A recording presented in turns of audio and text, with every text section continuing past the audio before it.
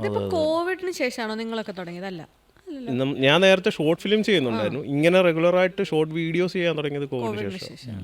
ഞാൻ 2019 വരെ ഗൾഫിലായിരുന്നു. 2012 തൊട്ട് 19 ഗൾഫിലായിരുന്നല്ലേ? 18 ശേഷമാണ് ഞാൻ പിന്നെ ഇവരോട് കുറച്ചാൾ ചാനലിൽ വർക്ക് ചെയ്തായിരുന്നു. ചാനലിന്റെ എഴുത്തും പരിപാടിയൊക്കെ ആയിട്ട് ഇവരോട് അത് കഴിഞ്ഞിട്ട് അപ്പോൾ മറ്റേ അമൃതയിൽ കോമഡി മാസ്റ്റേഴ്സ് എന്ന് പറഞ്ഞ പ്രോഗ്രാം നടക്കുമ്പോഴാണ് കോവിഡ് വരുന്നത്.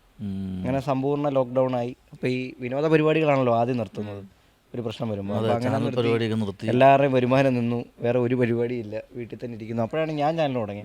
ജയകൃഷ്ണൻ അതിന് മുമ്പ് യൂട്യൂബ് ചാനൽ തുടങ്ങിയപ്പോൾ യൂട്യൂബ് ചാനലും തുടങ്ങി. ഞാൻ ഫേസ്ബുക്കിൽ ഒരു പേജും തുടങ്ങി. അത് പിന്നെ കുറച്ചാൾ കഴിഞ്ഞിട്ട് ഇൻസ്റ്റാഗ്രാമും തുടങ്ങി. അങ്ങനെ വീട്ടിൽ നിന്ന് ഇങ്ങനെ വീഡിയോസ് ഒക്കെ ചെയ്യാൻ തുടങ്ങിയത്. വീട്ടിൽ നിന്ന് പിന്നെ അമ്മയെ കൊണ്ടുവന്നു. അങ്ങനെ ആർട്ടിസ്റ്റ് ഇല്ലാത്തതുകൊണ്ട് കോവിഡില്ല. അത് രസമായിരുന്നു. പക്ഷേ നമ്മളെങ്ങും പോകാനില്ല. അപ്പോൾ അപ്പുറത്തെ വീട്ടിലാണ്ട് കൂട്ടുകാരന്മാർ വരും, അമ്മമാർ വീഡിയോ എടുക്കും, ഞങ്ങളിങ്ങനെ അഭിനയിക്കും. രാവിലെ തൊട്ട് ഒരു ദിവസം 5 വീഡിയോ വരെ